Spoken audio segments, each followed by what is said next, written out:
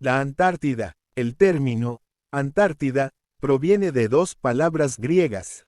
Anti, lo opuesto de, y, Arctos, el oso.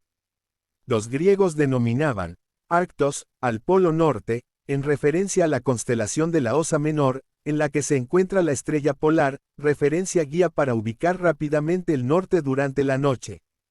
Cuando se habla de la Antártida, se hace referencia a todas las tierras emergidas al sur de los 60 grados S, mientras que Antártico, o el Antártico, es un concepto que incluye no solo a las tierras emergidas, sino también a las regiones marítimas, cuyo límite externo se encuentra en la convergencia antártica, línea circumpolar de encuentro entre las aguas polares, de menor temperatura y mayor densidad, y las aguas menos densas y más templadas de los océanos Índico, Pacífico y Atlántico. La convergencia, también llamada zona del frente polar, no es un límite fijo, sino que varía según la estación y la longitud considerada, y suele situarse, en promedio, en torno a los 58 grados S. Se trata de un concepto biogeográfico, que señala un límite abrupto en la composición del plancton y las aves marinas a un lado y otro de la convergencia. La Antártida cubre una superficie aproximada de unos 14 millones kilómetros cuadrados, de los cuales menos del 1% constituyen áreas libres de hielo. Es el continente más frío, más seco, más ventoso y con mayor altura media, más de 2.000 metros sobre el nivel del mar, del planeta. Existe una serie de variables que hacen que la Antártida sea un continente climáticamente extremo. Sin embargo, el comportamiento y la conexión de estas variables son aún procesos poco conocidos. La observación regular del clima antártico se remonta recién a partir de la década de 1970, y solo en algunas contadas regiones existen datos confiables de más de 100 años. Temperatura. La situación polar de la Antártida es, sin dudas, un elemento clave para explicar las bajas temperaturas del continente. En los polos, debido a la inclinación del eje terrestre respecto del plano de órbita del planeta, la radiación solar recibida por unidad de superficie es menor que en bajas latitudes, efecto que se acentúa en invierno. Sin embargo, las marcas registradas en la Antártida son mucho más extremas que las del Ártico, por lo cual es necesario recurrir a explicaciones adicionales para entender el porqué de las tan bajas temperaturas antárticas. El efecto albedo, es decir, la cantidad de radiación solar que una región refleja, es otro de los responsables de las mínimas temperaturas antárticas. El gran domo de hielo y nieve que cubre la Antártida refleja entre el 80 y el 90% de la energía que recibe del Sol, energía que, como se ha visto, ya es inferior a la recibida en otras latitudes. Este efecto albedo se acentúa entre marzo y septiembre, cuando el hielo marino forma una superficie de reflexión adicional, de área similar a la del continente. Pero aún así, las diferencias entre el Ártico y el Antártico seguirían sin ser tan pronunciadas. Es allí donde aparece el efecto de la geografía. En primer lugar, Antártida es un continente elevado, más del 50% de su superficie se halla por encima de los 2.000 metros, y cerca de un 25% a más de 3.000 metros de altura.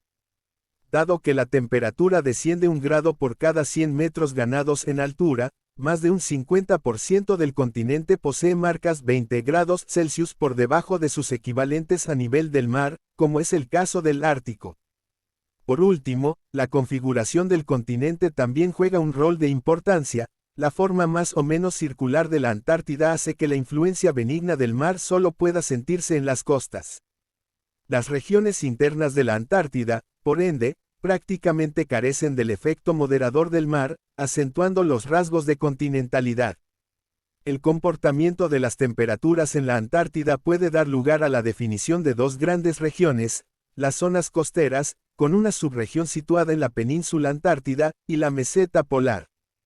Alrededor de las costas antárticas la temperatura media de verano ronda los 0 grados Celsius, e incluso trepa hasta algunos grados positivo en la zona norte de la península. Ya en invierno las marcas descienden hasta 10 grados Celsius bajo cero, 20 grados Celsius bajo cero o hasta 30 grados Celsius bajo cero dependiendo de la región.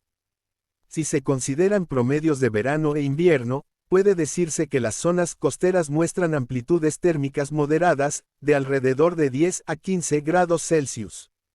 En cambio, las condiciones climáticas de la meseta polar son mucho más extremas. Difícilmente las marcas estivales superan los 20 grados Celsius bajo cero, y los promedios invernales suelen ser inferiores a 60 grados Celsius bajo cero.